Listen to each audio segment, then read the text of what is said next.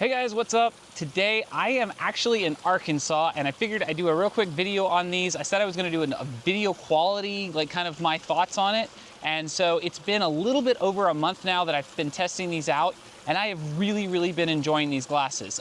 They have been really good for a lot of different use cases. So in this video, I figured I would go over a couple of those and also show you some footage from the glasses as they're now down in price. You've also got some new options with these transitional lenses, which looks really cool and solves one of my complaints about these glasses. So let's get into the video and talk about it.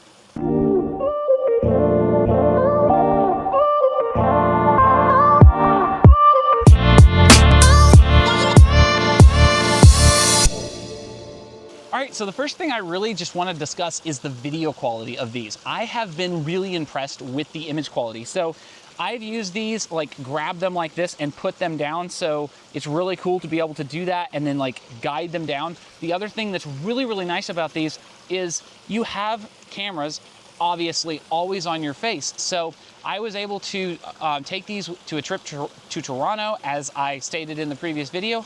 And one of the coolest things was I was at this park and I had my phones in my pocket, and there was these ground squirrels that came up, and then regular squirrels and pigeons and different things, and they were coming like right up to my hand. And so as you'll see in the clip that I'll show you, like I was able to just click this or say, hey Meta, you know, start recording, and there it was, it would start recording, and I didn't have to reach for my phone, I didn't have to scare away the wildlife. It was just really nice to have these on my head and just the convenience of that ability. Now, that same note, one of the things that I really wish that they would give us is the ability to film in landscape. So these only film in portrait, and I'll zoom in a couple of clips here and show you what they, you know, what it looks like really cropped into what a landscape would be. And I will not do any oversampling of the footage so you can see what that really looks like. But I wish that these had a landscape feature, just because when I'm filming, yeah, I know everything's social media and that's really what these are built for, but I would love to see the landscape feature. So again, I was able to take these to like a zoo and I could use them. I was walking around in Toronto, I believe it's High Park Zoo, and it was really cool to be able to just like, I have my sunglasses on my face and then I'm walking around and, you know, looking at the animals. The other thing was there was like this one animal we were looking at, and we were like, hey, I've never heard of that before, and I know animals pretty well, and we're like, where are they from? And so of course I could ask the question, and it was just, it's right there. And that was something that I really liked about these glasses, was that ability. And also, I was walking across this street in Toronto, and while headed down to where the squirrels were, and I was like, oh look, there's this really pretty flower bed garden in front of me. So I was like, I want to take a picture. So I just leaned over, clicked the glasses, and the quality of the image was really good. And that's what has surprised me so much. I mean, this is a tiny little camera, and we're pulling out 3K image quality out of this thing, 12 megapixel images, and it's really pretty good. And I have been super impressed with that. Another thing was I was in a low light situation inside of the little shop that they had there for food and different things like drinks. And it's really dark. And what you can't tell in this image is that this, like, it's dark. And I took the image and I went back to my phone and I'm sitting there, I'm going, man, that is really pretty sharp. And I'll zoom in here and you can see, I mean, you can see a little bit of pixelization and stuff in the image, but for this size of an image sensor in that low light of a setting, it was really incredible. And so I have been really impressed with these glasses thus far. All right, so let's talk about a couple other things that I noticed in my testing. So like I was talking about at the High Park in Toronto, that was actually my battery test day. So I had woken up at about 10 a.m. I put these on my face at 10 a.m. and I wore them all day long. And one of the things that I noticed, and now I wasn't using them like every single minute of every single day, but I was asking questions throughout the day. We were driving back from Michigan. We had gone into Detroit, and so we were coming back across the bridge, and I'd had them on all day. And I was getting, they say about 8 hours. I got about 7 hours out of these glasses. So when we were at the High Park Zoo, I was able to use them throughout that for a lot of video recording, and then also with the squirrels and you know, the birds and everything. But at about between 12 and 15%. I'm not exactly sure when, because I was actively recording and then I look down at my phone and you'll tell it to record or hit the button and it will say unable to record, battery too low.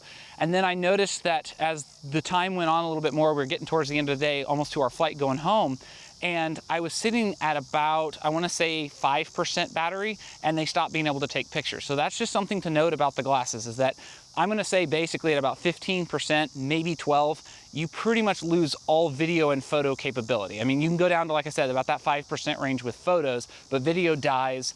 And so that was something that kind of sucked. I understand it doesn't want to record and lose video and potentially corrupt the file. So that's kind of understandable, but it's just something to note. And then also, like I said, I only got about 7 hours of pretty consistent use. And that kind of leads me into my next thing, is using these glasses is so much fun and honestly convenient. So we're driving down, you know, the highway again, and there's these signs in English and French, and we're going at, I think it was 100 kilometers an hour. So that's like roughly 60 something miles per hour for us US people. And we're driving down the road, and so the signs, I mean, they're going by you pretty quick. And I said, hey, Meta, you know, translate what I'm looking at. And it translated it verbatim. It was awesome. I could not believe going that fast that it just like that and spit it out. And then another cool thing was being able to be driving down the road and just, you know, I'm working on my laptop while I'm driving, and I could ask it a question, you know, hey, we're headed to Hyde Park. What time do they close? What's the directions, or what's the weather like? Now, that kind of is a little testy. Sometimes it'll give you accurate information, and sometimes it'll be like, I'm unable to give you that information at this time due to whatever the reason may be.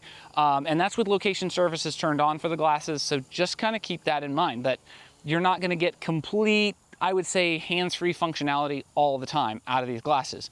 But besides that, I really, really loved using these glasses on the trip. All right, so another thing that I kind of wanted to go over in this video is some of the use cases, and also some of the use cases where it doesn't work.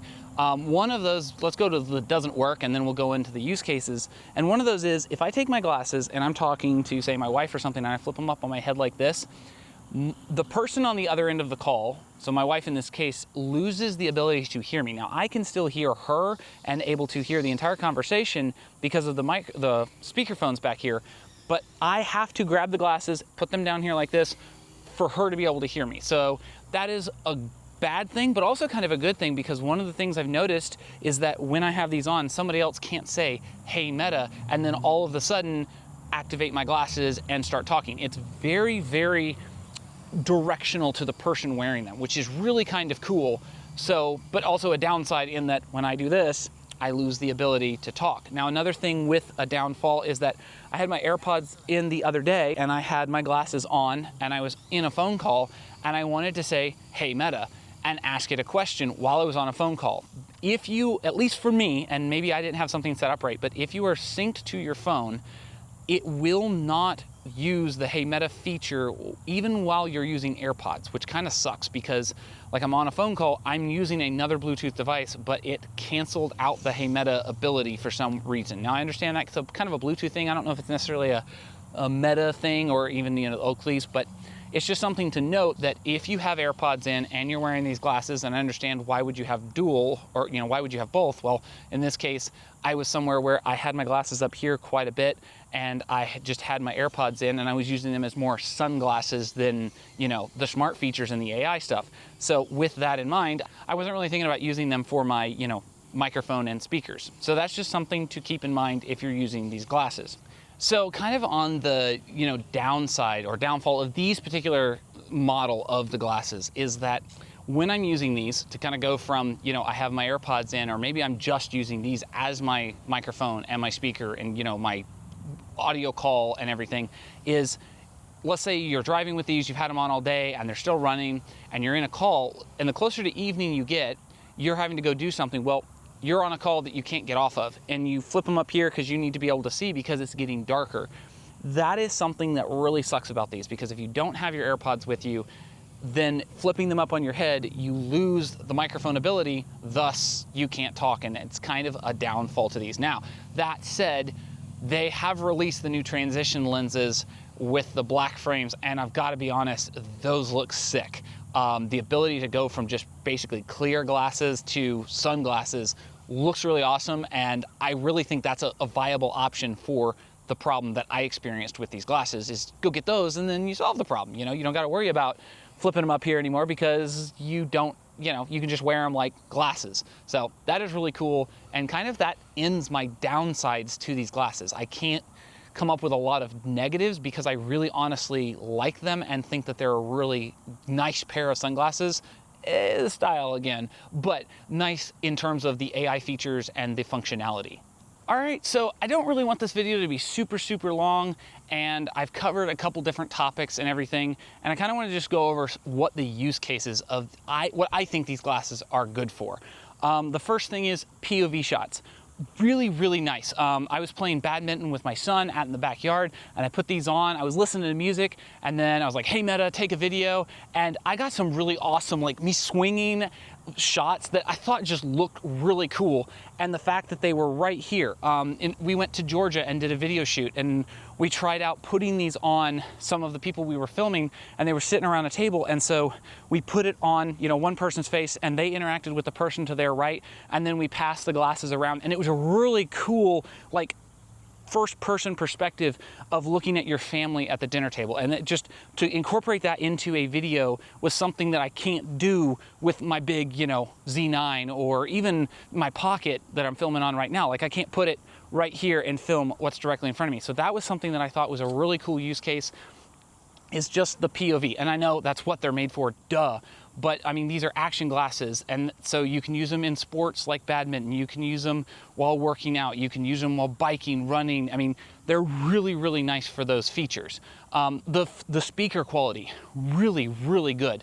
In fact, a lot of times I have to turn the volume down because it's so loud that if I want to hear the people around me, there's times where I'm like, okay, turn it down. Yeah, what did you say? Because it's right here in your ear, and you'll lose some of what, you know, people's speech depending on what where they're speaking at in the volume level. And so the other thing that I think these are really good for is honestly quick translation. If you're going on a trip to, you know, a country where you don't speak the language, Germany, or in my case, I was in Toronto, and I understand most of that's English, but there is some French and other languages up there. And just being able to say, hey Meta, translate what I'm looking at, and it to translate and give you that data, like just like that.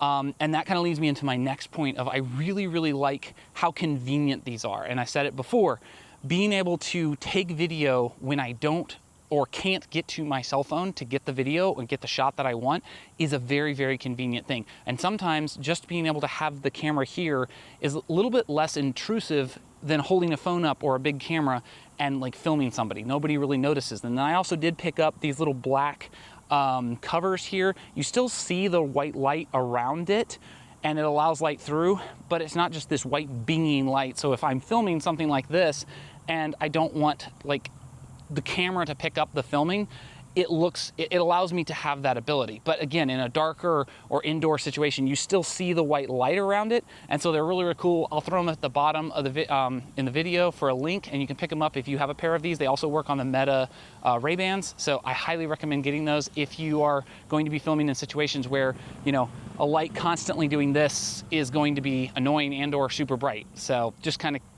keep that in mind with these glasses. And then again, kind of just the ability to ask questions, just general questions.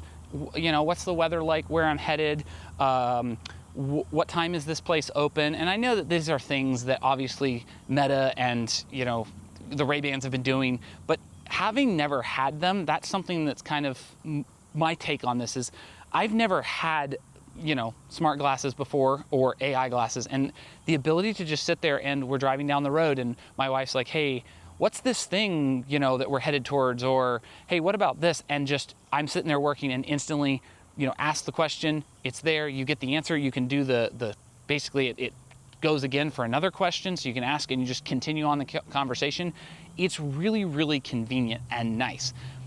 And so honestly, that has been a lot of the things I love about these glasses, is the ability to just have all of this tech, all of this stuff right here, you know, literally at my fingertips and or voice control, and be able to get that information really quickly. So one of the things I wanted to cover is the low light capability in video recording in these glasses. So our flight back from Toronto was a night flight, and so as they always do in a plane, they shut the lights off in the plane when they're going to take off, and so it is pretty dark in there. Now you've got some contrasting lights, you've got like the white lights and the exit sign and stuff like that, and so as you can see here in this clip, one of the things that kind of blew me away was I was sitting there in my seat recording, and I had no idea how it would turn out. I just like hit the record button and went.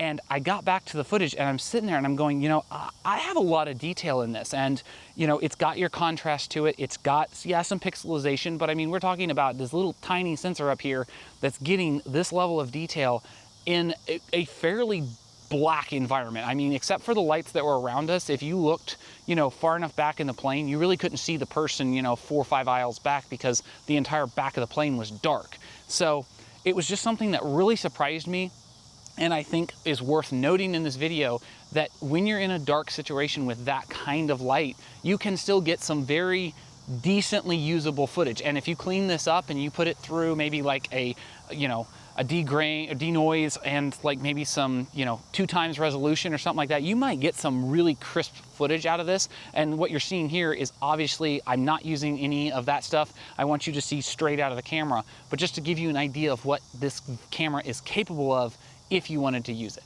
Well, that has been my kind of overview of the video quality and kind of my, you know, likes and dislikes. There are a very few dislikes of these glasses, a lot more likes, and kind of just some of the things I've noticed as I've been using them. And I will continue to check these out and continue to use them, see what different use cases I can come up with, because like I said, filming in a circle with the family was really, really cool, and I can't wait to see what else I can come up with. But I hope you enjoyed the video. If you did, leave a like, comment, subscribe, share, and we will see you in the next video.